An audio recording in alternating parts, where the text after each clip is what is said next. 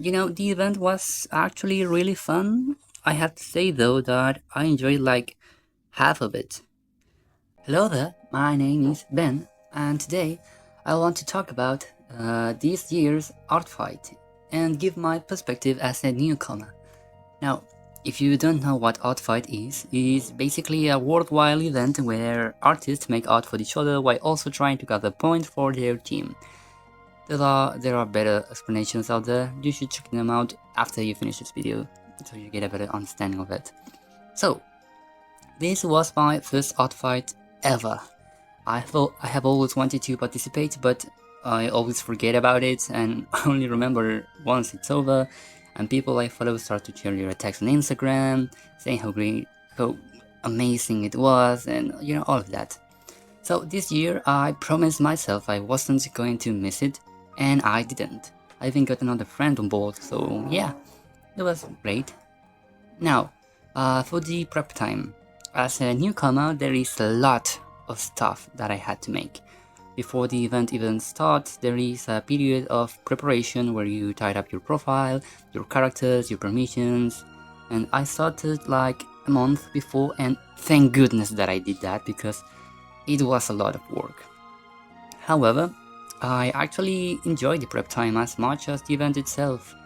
This year I picked up web coding as a hobby, and since Artfight is now using HTML, I practiced a few things here and there. Now, what I enjoyed the most of the prepping time was setting up my characters.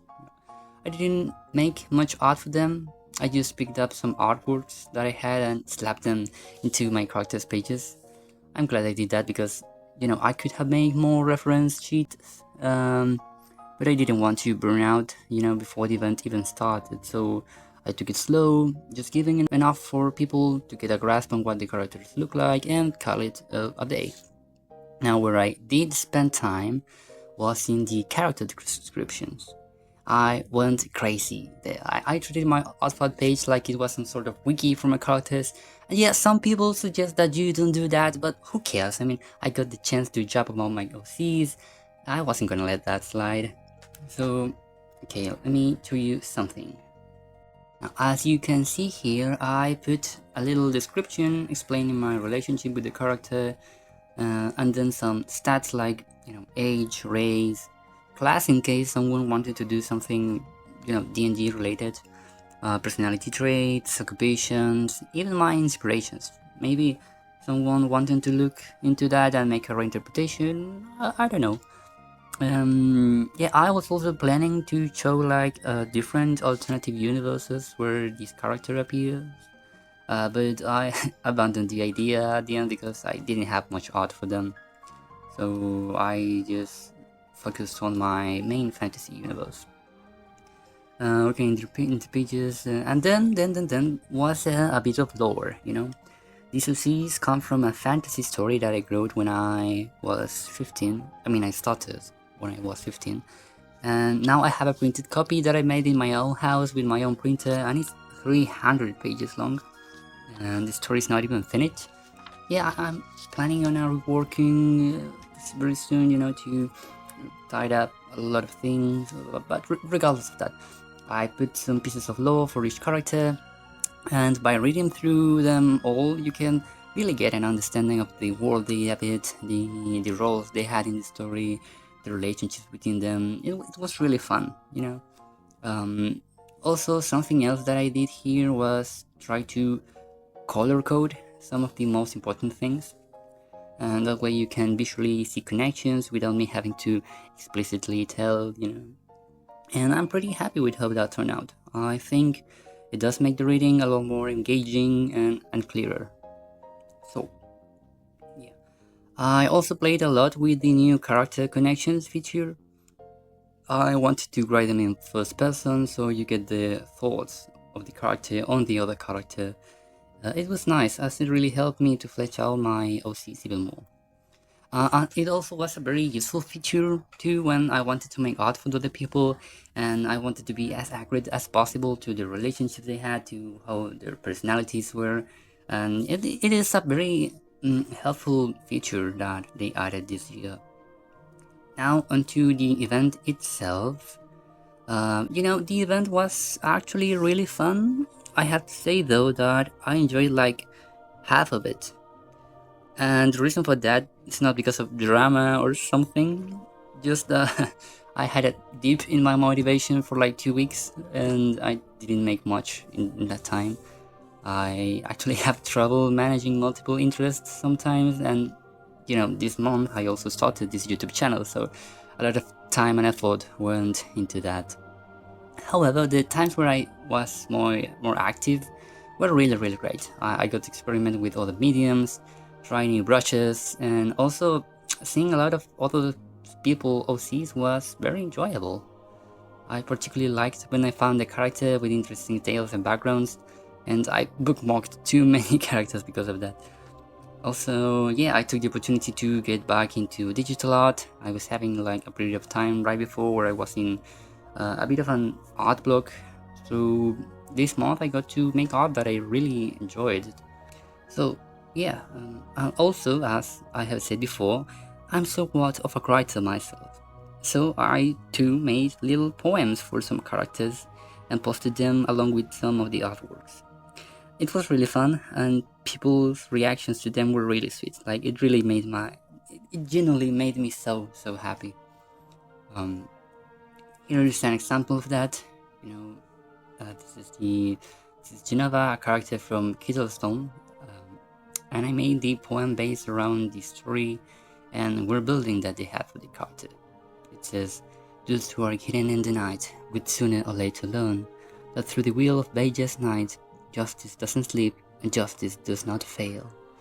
I liked it. I mean, English is not my main language, just letting you know, and I think I still got to make some pretty good rhymes. Okay, here's another character. This is Marmalade. It's a moth character by Citropic, and originally she was wearing a dress and she was a retired knight, so I went for an interpretation of her background story and came up with this. The armor was heavily inspired by Hollow Knight, as well as the scenario for the poem. Yeah, eventually I'm going to upload all of my attacks to my website with the text so you can read them, or you can check my Artfight profile and leave a comment. Hey, I saw you on YouTube. I'll leave a link in the description. Also, this piece, I made this one for Roxydog. We have been mutuals for quite a few years now, and I wrote an entire little story here in the description. You should definitely check her art too. She's great. So yeah, that was the best part of the event, but as a new participant, there's a lot of information you have to understand on the march. The rules, the ratings, the permissions, there's even some kind of unspoken etiquette, like writing something in the comments, in the descriptions when you post an attack, or responding to the attacks that you get with a comment.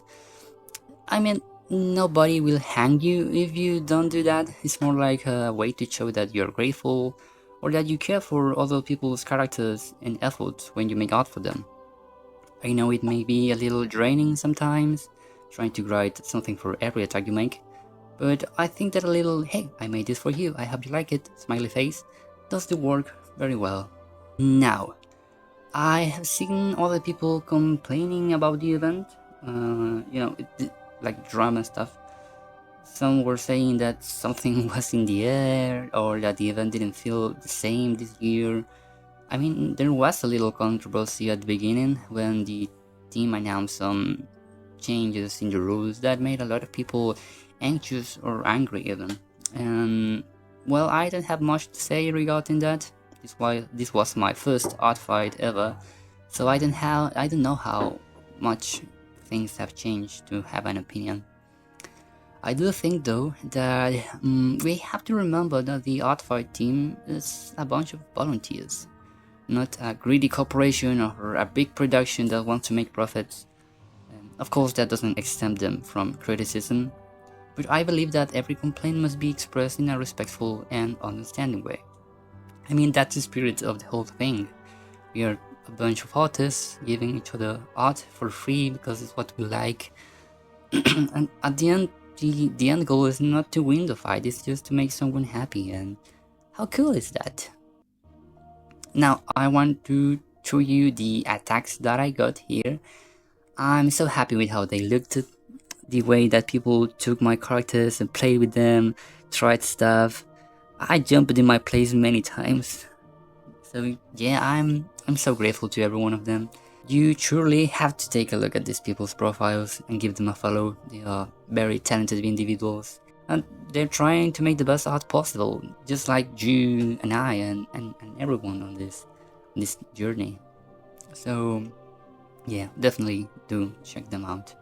So yeah, let me know what you think. How was your experience this year? Did you enjoy it?